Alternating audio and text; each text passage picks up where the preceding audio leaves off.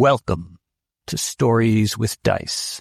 This is the Sword Campaign, a Pendragon actual play podcast using the 6th edition starter set from Chaosium. If you're enjoying our actual plays, please subscribe to Stories with Dice so you'll never miss an episode. Don't forget to rate and review us. It really helps others discover the podcast. Follow us on social media to stay updated, share your thoughts, and join the conversation. You'll find the relevant links in the description of each episode.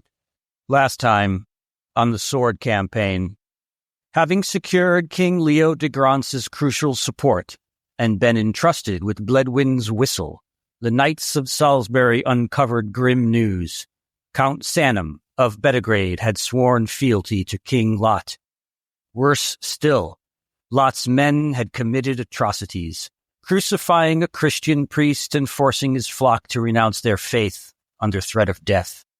With Lot marching a larger force than the year before, the knights rode hard for Carleon, desperate to warn the boy king. But their journey was long, and time was short.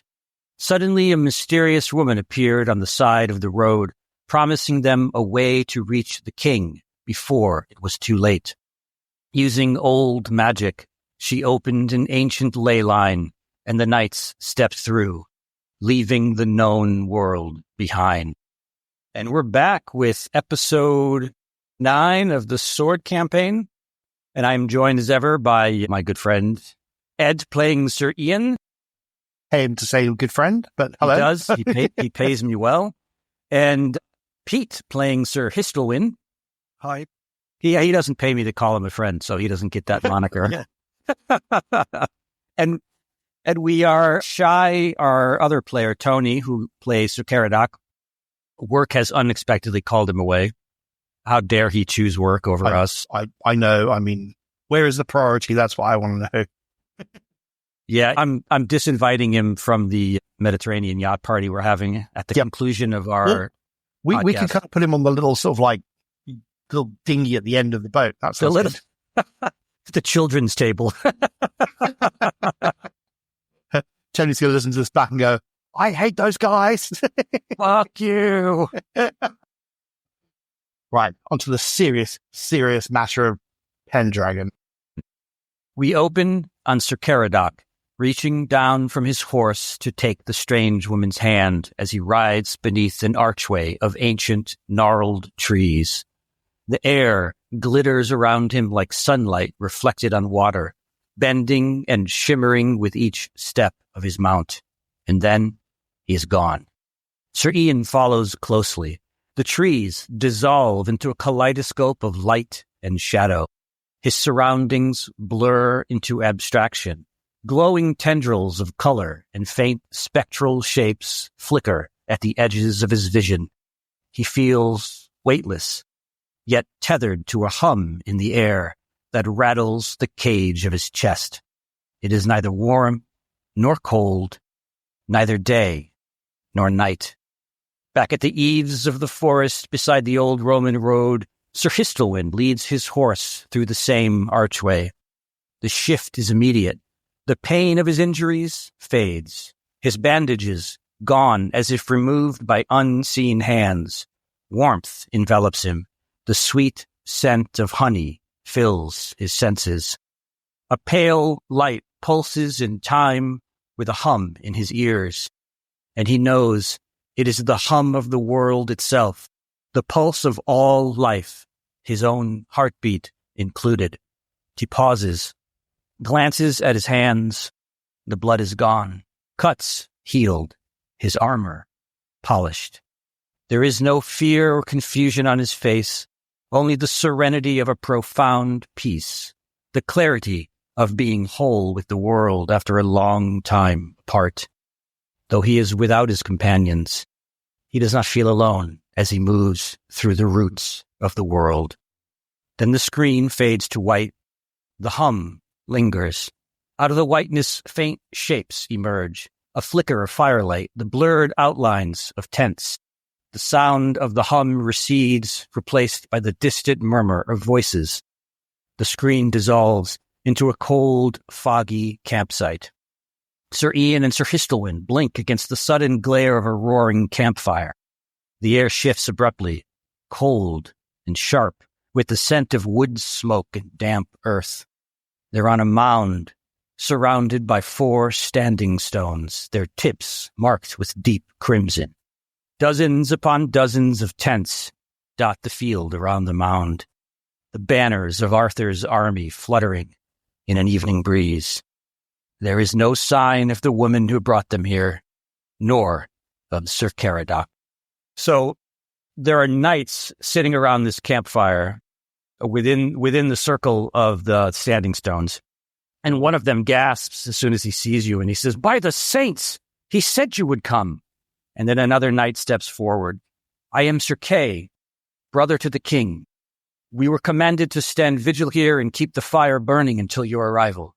But I thought there were 3 of you. And where are your squires?" Where are our squires? I look at Sir Hystalwyn. This is your religion. I can't quite explain what's gone on, but yeah, I'm glad we're here. Do we have our horses? You do have your horses, yes. Okay, cool. And as you're looking around, trying to understand what's just happened and worried about your squires and Sir Caradoc, there's a flash behind you. And then Sir Kay says, here they are now. Some strange magic. And then you turn and you see Felix and Neb step out of the fog. Relief floods their faces at the sight of you. And then Sir Kay says, the king is expecting you. And then he lifts a torch on high. "Come, follow me this way." Okay. Well, I guess we'll follow, making sure the squires are fine. I don't think I've ever been so happy to see Felix. Yeah, understandable. Yeah, so your squires take the reins of all your horses and lead them away to where all the other horses are being tended to as you follow Sir Kay toward the king's tent. And you make your way through this maze of tents, and you see a lot of foot soldiers and knights and, archers. Some of them are eating, some of them are drinking, some of them are just talking nervously amongst themselves. A lot of them look like they've never been in war before. Like they look really so they've young. Just been drafted. Yes, they look very, very young. And just by the look of the campsite, as you were on that mound, sort of overlooking everything, you guess there must be 10,000 men. And so you get to the king's tent, and there are 2 soldiers guarding the entrance. They step aside. One of them lifts the flap for you. And inside, you see Arthur. He stands over a map of the region on a table. He's clad in simple tunic. His sword belt is on the table beside him, and Merlin is there. His robes are dirty, and there's this faint scent of herbs clinging to him, and he's leaning closer over the map, and he's speaking softly to this other knight, this old knight that's standing with them. And that man, his hair is as white as snow, and his face is lined and scarred with age and battle, and he wears a battered surcoat that's emblazoned with a black wolf. And then Arthur looks up at you as you enter and dismisses the old knight. "Give us a minute, Sir Brastias." And Sir Brastias nods and he exits without a word. And then Arthur says to you, "Merlin insisted we make camp here. Isn't that right, Merlin?" "I remember saying something of the sort, my lord," Merlin says. "So, you must tell me everything," Arthur says. I hope you got through to at least 2 of them. What did they say?" Sire, some good news, some bad news. Our first visit seemed unfruitful, unhelpful, not committing for or against. And he took all the presents. Leodegrance is for us. If he is not here already, we should count on his arrival soon. As for our last visit, I'm afraid to report they have turned to the other side, and we must expect to face them in the battlefield. Sanum is against us. Yes, Count Sanum, he put the priest to death. Surely not. Yeah, he was crucified. This is horrible news. And where is your companion, Sir Caradoc? Do you not know? Look at Merlin. Yeah, I look at Merlin as well. Your lady friend took him somewhere? Lady friend? Who is this person that you speak of? Dark hair, some kind of witch. Ah, you must mean my student. Yes, that's it. Your student. She brought you here. Mm-hmm. Oh, yes, I remember now, saying something of the sort. Yes. But what does that have to do with Sir Caradoc? She opened a door in the woods. Sir Caradoc went ahead of us. Then we came here. It was very strange, but I don't know where he is. So he leans on his staff for a moment and he closes his eyes. And then he opens his eyes really wide. He says, Sir Caradoc walks in the shadow of the dragon. His fate lies beyond our reach. He will return, or he will not. Trust in the wisdom of the great dragon, for in its coiled embrace, all paths remain possible. Durin looks very confused. And I look at Sir Hystalwyn, hoping that, he knows exactly what Merlin's on about. He tries to look as if he knows what he's on about. Either one of you can make a folklore roll if you want. Yeah, you don't know what he's on about. Excellent. Well, Sir Hystalwyn looks like he knows what's going on. He nods sagely, I'm guessing, or something like that. Yeah, so I'm like, trying to be reassuring. Okay, yeah, that's fine then. I'm reassured by his lack of knowledge, but happy reassurance. There's comfort in ignorance, is that it? Absolutely, that's exactly what it is. And then the boy king turns to Merlin and he says, what is this great dragon that you speak of? Is their friend in danger? The dragon is everywhere. Merlin gestures toward the swirling fog that clings to the encampment. Behold, the dragon's breath. It moves all around us. There, he points to the sky where a cloud unfurls in the shape of wings. Its claws strike as forks of lightning. Its voice roars in the hurricane. The standing stones are the very dragon's scales. It is so much more than you can conceive, my lord. Yes. Oh, that's quite good. The dragon, it is everything. Why, if you were to see it whole in all its power, it would burn you to cinders. Sir Ian is looking very worried that he's about to get burned by some big dragon. And then King Arthur says, always you speak in riddles, Merlin. I am sorry, my friends, I do not have a better explanation for it. And then he turns back to the table and his map.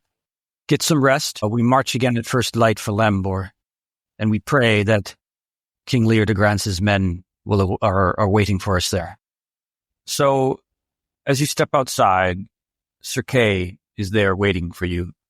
With a curt nod, he gestures for you to follow. Together, you walk through the foggy, bustling encampment. The air buzzes with the sounds of men sharpening blades, squires tending to horses, and banners snapping in the breeze. Sir Kay takes you to the section where the Salisbury Knights have pitched their tents. And as you approach, a figure catches your eye. Sir Blaine's. He's standing near a cluster of Silchester tents, and with a cold smile he sneers, I hear Sir Caradoc never returned. It seems fate has done what your count lacked the courage to finish. Sir Ian just looks at him and goes, fuck off.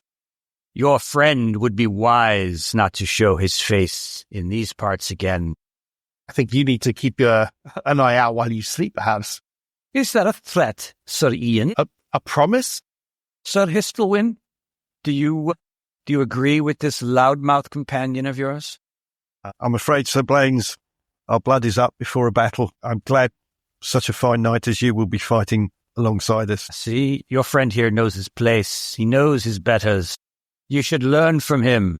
I have yet to meet my betters with yourself. If you are still alive when this battle is over, you and I will cross swords. I'm more than happy to kick your ass all over the battlefield. It's fine. You were Sir Caradoc's second, were you not? I was. I guess that makes me his first now. And then you see the Duke of Silchester. He walks out of his tent. Save it for the enemy. Knock it off, the two of you. And Sir Blaine says, yes, my lord. Yes, my lord. And he walks off. I'll do the same thing. Sorry, my lord. Just, a little angry. So, Sir Hystalwyn, all of your injuries from the previous session are miraculously healed after you went through the ley line. So is there anything you guys want to do this night before we move on? I guess probably go and see Count Robert, let him know that we're safe. But Sir Caradoc has lost in the dragon, whatever that means. I try and recreate what Merlin says, but I get it completely mixed up. It's above my kind of like understanding of all the kind of like weird religious stuff. It's not straightforward like I know. Yeah, and you've also heard, as a Christian, you've heard, priests and other people of the Christian faith, they're distrustful of Merlin, and they generally speak of him as being the spawn of the devil. Yeah, he's probably not quite like that for me. I kind of have a healthy respect for Sir Hystalwyn and therefore for his religion, because it hasn't done anything wrong. And so I'm kind of, until Merlin gives me another kind of reason to sort of like suspect that he's Satan's spawn, I'll kind of like treat him with a healthy bit of respect. But if he was to do something demonic, I'd happily run him through, or at least attempt to. Yeah. So Count Robert is glad to see you. You catch him up on your mission for King Arthur. His expression darkens as you share your news. "This is terrible," he says. "We expected that King Leodegrance would join us, but we had hoped for at least one other." He lowers his voice, glancing around cautiously. "There is talk among the men that this battle is all but lost. King Lot outnumbers us." But we have right on our side. "I believe that Sir Caradoc had right on his side, and he lost in his trial by combat with Sir Blaines." This is true. "I don't trust that man." No, I do not trust him either. But perhaps he'll get what's coming to him on the battlefield. He slaps your shoulder, and he says, "Yes, but watch yourselves." Always. Sir Hystalwyn, a drink before bed? Yes, I'll find some wine. Sir Robert, we have many new men in our entourage who've not seen battle. May I suggest Sir Ian and I spend some time before we retire regaling with tales of honour in battle and try and raise their spirits. Fine idea, Sir Hystalwyn. But I will retire, as the road has been weary. I guess we'll kind of mingle amongst the men.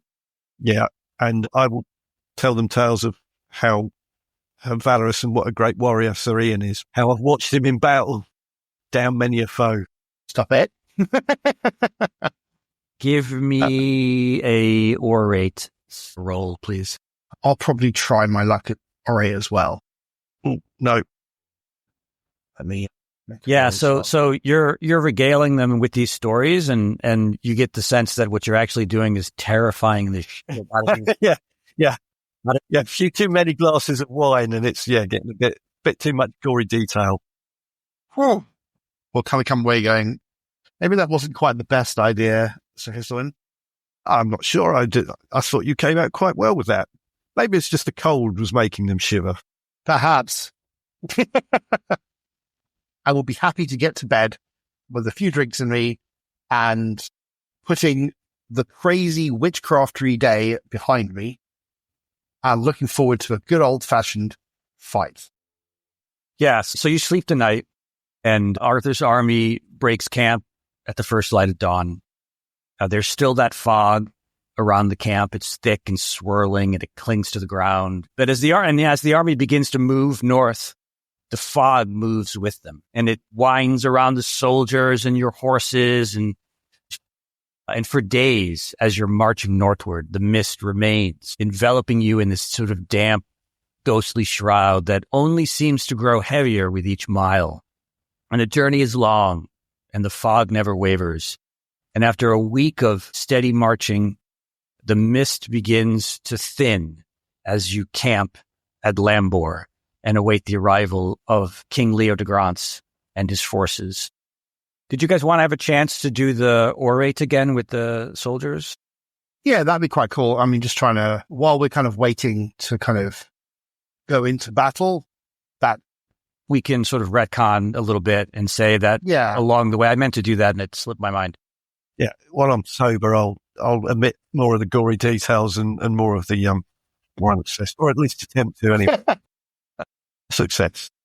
All right. I will not mess that up. I will let you carry on doing that. As soon as I see you're on a roll, I don't try and help you. I just kind of like, the best thing I do is stand there looking kind of composed and stuff in front of everyone. And that's about as much as I help.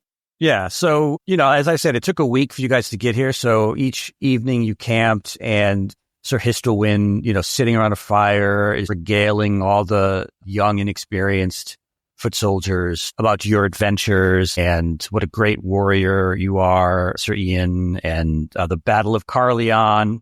And Pete, you can go ahead and, if you want to give us a little flavor of what you say, by all means. And not only is he well practiced with a sword and can down 2 enemies with one swipe, he has a great battlefield tactical mind, and personally saved my hide on more than one occasion. He has great concern for those under his command and never recklessly charges into battle. Even if you can't see what he can see on the battlefield, trust his decisions, for that way lies victory. And they're just wide-eyed and rapt. You're getting them all ginned up, and the fear, and they're nervous twitching, and they're sort of slipping away, and they're all looking to Sir Ian with awe, like they're in the presence of someone as great as a king or a legend. How does Sir Ian feel about that?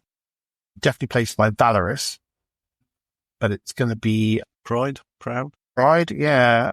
That's my pride. I'm equal or proud. Yeah, I think it serves a purpose. So I'm happy with that because it serves a purpose. It's not necessarily, I'm a little bit kind of like, yeah, okay, great. But in this instance, absolutely, it gives them a reason to kind of march forward.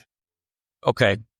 So you believe you've helped some of these 17, 18-year-old foot soldiers to find their courage, and you hope that sees them through the coming battle. You've been at the encampment at Lambor now for about a day when scouts soon bring word that King Lot's army is moving faster than anticipated. Arthur is unwilling to delay further and resolves to meet him, with or without King Leodegrance. Close to Bedegraine Castle, the scouts clash, the fog lifts, and then Merlin falls into a deep sleep, one that no one can wake him from. The 2 armies camp, soldiers sleep fitfully. Dawn comes, and with it, battle. So the 2 armies line up. They're tense, poised, each waiting for the other to make the first move. And the sun climbs higher in the sky, and then King Lot signals his Pictish infantry to move forward. And they advance slowly, closing the distance to charging range, but then they halt. And then you hear King Arthur give the order, and with a battle cry, his men charge. And so you again, Sir Ian, are the convoy commander. I think the passion I probably want to look at using is probably station. I mean, I've got homage, Count Robert, which is higher, but I don't think that applies in this particular battle because we're really fighting for the king rather than for Count Robert. The station is all about the obligation to your king, sort of almost chivalry a little bit. So it says, in the time of King Arthur, social classes remain, but the brutality diminishes. The practice of chivalry, the obligation of nobles to take care of their inferiors, take effect. Even them, such lesser persons are not treated as equals. So it's all about being in the place that I need to be. So it's the station that we have. So my station is to lead the troops and they are to follow. I guess that kind of makes sense with Sir Hystalwyn's like rousing speech. Yeah, I like your reasoning. Okay, cool. Go with it. And what about you, Pete? I'll definitely go with honour because I'm trying to gain a bit of that back after being unseated in the last battle. Okay. So mine's 15. Pete's, what's yours? 14. So you will not get the bonus 5 since you're using 2 different passions, but that's okay. Okay. And I add them together, don't I? Yeah, you want to find the average value. So it's going to be 14.5. So 15? Yeah, 15. Cool. Okay. So 15 years for our morale. So this is going to be a 2-day battle, by the way. So you'll get a chance to redo your morale tomorrow and the next day of the battle, and also using passions for inspiration and so forth. Okay, so you hear the command, charge! All these men are shouting and your horses are galloping forward. Okay. one battle roll coming up. Any bonuses? No, nothing. Nope, nothing. Nope. Okay.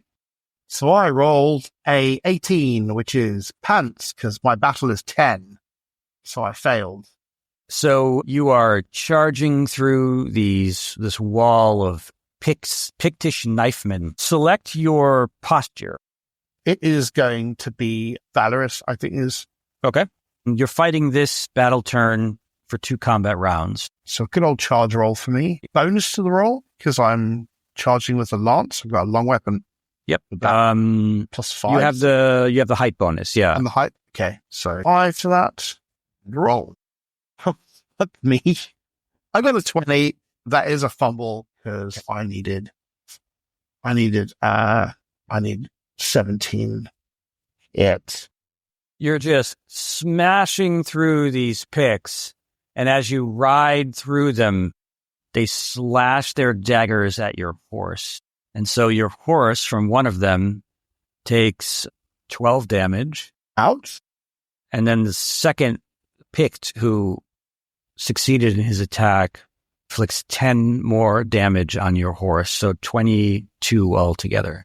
How's your horse doing? So he's on 33 hit points of 55. I don't know whether either of those would have gone over its wounds, whether it was a major wound or not. Probably not, I would imagine. Yeah, I don't think so. But if you want to look up the horse chapter while we go through Hystalwyn, that's fine, just to make sure. So Hystalwyn, you are charging through these lines of picks. So you have a +5 because you're on a horse and they're not, and you're doing a mounted charge. Yep, I fail. Okay, so and roll 2 more times for the other 2. Ooh, that's a success. Okay, let me roll for the second one. And I had a success. He swipes at your horse for 15 damage as you pass through. So give me your damage. 16 on the first one. That's a major wound. Do I do the other successful? Yes. 14. So that is also major wound. And let's roll his dexterity here to see if he is knocked down. He is knocked down. So as you ride past your horse, he knocks him over as you hit him with your lance. So I've just had a look at what happens when horses take damage. What happens? Tell us. Okay, so first of all, horses have a natural armor of 5. And then the next thing is, if your horse takes more than 5 damage, you have to make a horsemanship roll to basically keep control of your mount. And the modifier is the damage that was taken. Right. So I have to make a skill roll for horsemanship. And it is going to be at the modifier of the damage I've taken this round, which is 12. So I have minus 12 to this. I need to get 2 or less. I got a 3, so I failed. So I've lost control of the horse. I can't, therefore, attempt any actions for the next combat round. If I was to make a fumble, I then get thrown from my horse and have to make an emergency dismount. Thank you, Ed. So you're going to spend the next combat round trying to get your animal under control. And I have to keep making horsemanship rolls. Yep. Until I can do it. So right, I remember that. So Sir Hystalwyn, give us your horsemanship roll. Right. And it's minus the damage that your horse took. Yeah. Right. Crikey. And your horse automatically has 5 yeah. armor, so take away 5 from wherever it was taken. So you deduct the damage from the skill value before you make the roll. Oh, nearly. Oh. So we're going to learn how to throw ourselves from a horse. Page 150 in the main book. So Hystalwyn, okay. Yeah. Emergency dismount requires an unopposed horsemanship roll when a rider is about to fall or be thrown from a horse. So you need to make a roll, kind sir. Does this get the same negative? No, it is just I think it's a flat roll. Was that a fail? Just failed, yeah. Okay. So the rider does not dismount properly and takes 1d6 damage from the fall, dropping all held weapons. Right, 1d6. Oh, just take 1 damage. As soon as I jar onto the floor, and I've dropped my lance. Marco, would I be able to notice that that's the case? Because I'd just dismount then in that case, or try and emergency dismount myself. I will allow it, yes. This is where you fumble and break your neck. Let me give that a go, because then I needed a 14, I got a 6. So I succeeded. Okay, so you're trying to get your animal under control. It's been badly wounded. You notice that Sir Hystalwyn has taken a fall, and you'd immediately give up trying to control your mount, and you jump off the horse and land on your feet. I'll probably drop my lance as I land, and I'll draw my sword as soon as I get down. All right, so let's pick our combat actions for this turn. I'm just going to fire as I normally would. So a normal attack? Normal attack. That's what I'm going to do. Yeah, I'm going to invoke my passion of my station. You know, this is what I'm supposed to do. You know, I need a 15. I get a 4. Excellent. Okay, so add +5 to the modifier. Okay. So I'm only at -5 then in that. So you're only at -5. Yep. Okay. So I guess for the first guy that's coming to attack me, he's going to roll his attack. Let me roll mine. He succeeds. Wow. So where's my sword? At -5. Oh, I got a 1. Okay. Success. That is a success. And I needed a 9. So the Pict, he slashes you with his dagger Yep. into your side, giving you 12 damage. You I deduct your absorb all of armor. it. Yeah, it's just clanks right against your armor. Yep. You damage. Then I attack him with my sword for 20 damage. Yeah, so your sword, you just cut right through him, right across his chest, and he just falls to the ground. These next two guys here, he succeeds. Still at -5. I need a 9. I got a 13. I failed. I shield up and my sword out. 13 damage again. Do I get to use my shield in this? Yeah, you failed totally. So it's just your armor. Okay, so I just take 3 damage in that case. Ooh, I've been hurt. First time for everything. 3 damage. Last person. Failed. Need a 9. I got a 2, so I succeeded. And he gets hit for 21 damage. He also is unconscious. I did batter and slash the first guy. The next guy hits me and I kind of like take it on the shield. And then the other guy's coming at me from the side. But I just lunge out, drive my sword through his side. Yeah, and he just cries out and drops to the ground. Right, I'll do a passion roll, fighting for my honor again. Success. Excellent. So you have a +5 to your attack. So it's only a -5 on my sword. And the first gentleman lunges at you with his dagger and misses completely. And I wave my sword at him as well. The next knifeman succeeds in plunging his dagger into your armor. And this one, I take the full -10, don't I? Because there's all 3 of them still up. One of them is prone, so you're actually only fighting 2. Right, yeah, so this one I passed then. Okay, yeah. And I passed as well because I already rolled. Okay, so we both we both succeeded. So roll your damage. 15. Okay, and he gets you for 12. I'm not sure if that passes your armor. Yeah, is it without me shield? Without my shield. Without your shield, yes, that's correct. Yeah, so I take 2 from that. Okay. He is still on his feet. So that is the end of the combat round. So we are now on to battle turn number 2. So on one side of you, there are these Picts with 2-handed spears. And then on the other side of you are Picts with javelins. My armor roll currently is 4. Your morale is 4? Really? Yep. Because you rolled 11. So we had 15 and then we went down to 4. Okay. Yeah. So here you are. You've lost your horses. And now you're on foot in the middle of this intense battlefield. All around you, Pictish foot soldiers are closing in, armed with daggers, javelins, 2-handed spears. And you can see those young 17, 18-year-old soldiers freshly drafted into King Arthur's army, feeling the pressure. You had hyped them up with stories of your own feats, bragging about your battle prowess. Then one of them sees you. "It's Sir Ian," he shouts, and suddenly they're all filled with a surge of courage. They charge forward, full of youthful energy and fire, inspired by the stories Sir Hystalwyn told them on the long march here. But that bravery does not save them. They rush headlong into the fray, and before you can even blink, the Pictish soldiers make quick work of them. The young men are cut down in droves. Meanwhile, javelins are whizzing past you, and spearmen on the flanks are pressing in, driving you back. So because you don't have enough morale to face this battle encounter, you are retiring to the rear for this turn. That means you can restore 1d6 points to your convoy's morale. Okay. Let's roll d6 and see what happens. So, 6. So I'm on 10. Okay, so you're on 10. Turn 2, return to retire to the rear. So you retire to the rear. Your squires are there. They give, if you need first aid, they can give you first aid. You can roll your squire rolls for that. Well, you don't want to get an infection on that nasty cut, right?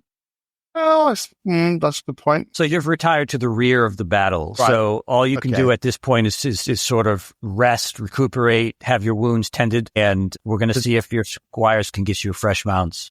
So does that mean the battle is over for us for this day, or does it mean that... No, just the one battle turn. The next on battle turn 3, you're thrown back into the fray.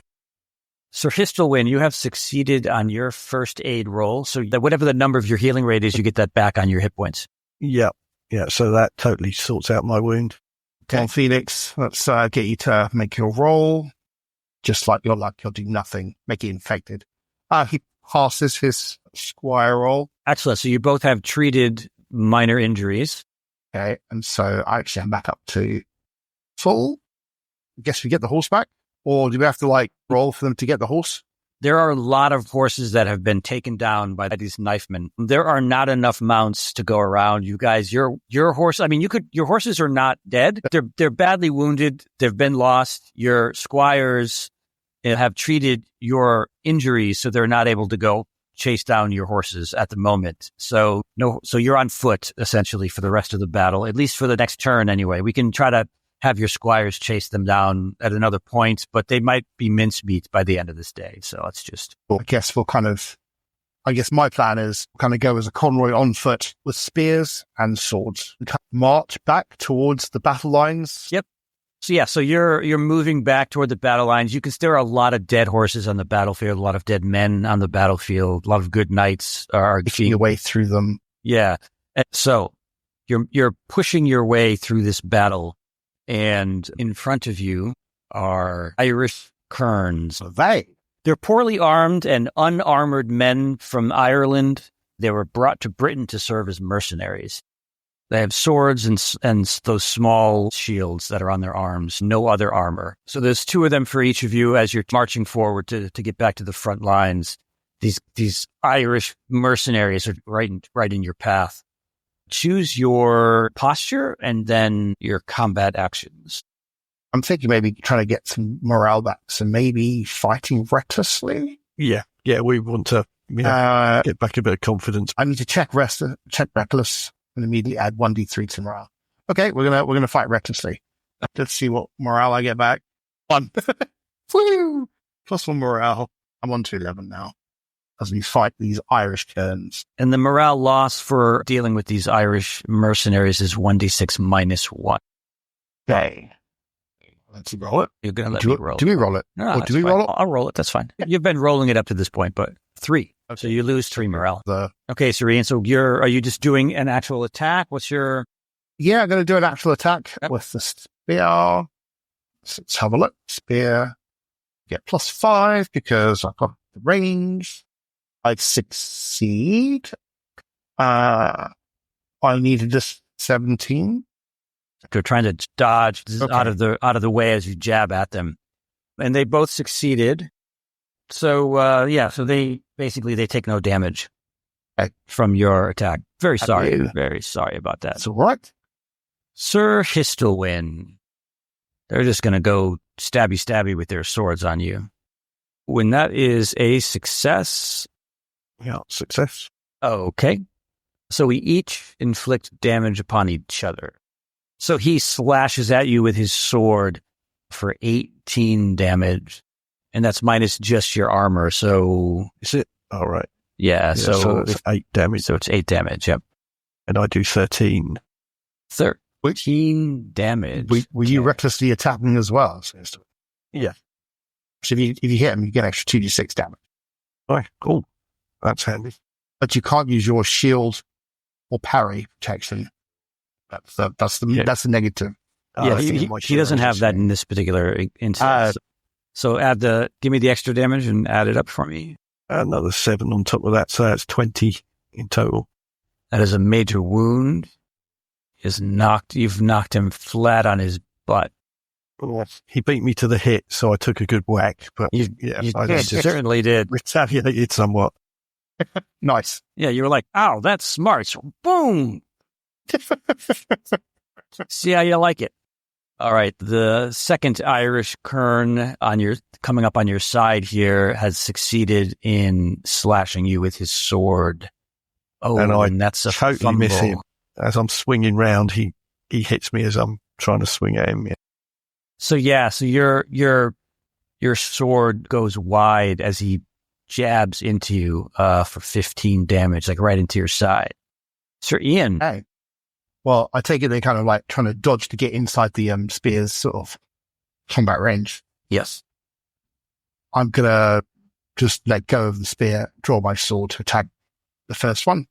So let's do this then. All right. So this Irish kern here has failed. I get a critical. So I need a 9. I rolled a 9. Give us your damage. Plus 4d6, is it? Yes. He's probably going to die.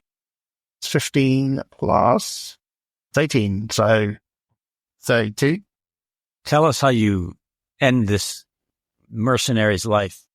Yeah, so I drop my spear and I draw my sword. As he's kind of getting close, as I draw it out, I just slice upwards while I kind of cleft his jaw and kind of nick an artery in his neck and continue on to the next one as he kind of dies, gurgling a fountain of blood beside me. Like a fish out of water. Yeah. Sort of flopping on the ground, fountain of blood just gushing out of his neck. I guess as I face the next one. Yes. Marco, remind me, if we get rid of one opponent and we go to fight the next opponent, do I automatically lose that -5 modifier, or is that -5 modifier for the entire combat? Because the combat is simultaneous. Yeah, so you don't lose it. That's full. Okay. So just want to double check. So he has failed. Okay, and I needed a 9 and rolled a 17, so I failed as well.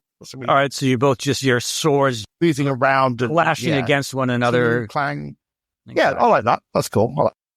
Hystalwyn, that gentleman here. Getting first because I overswung the last.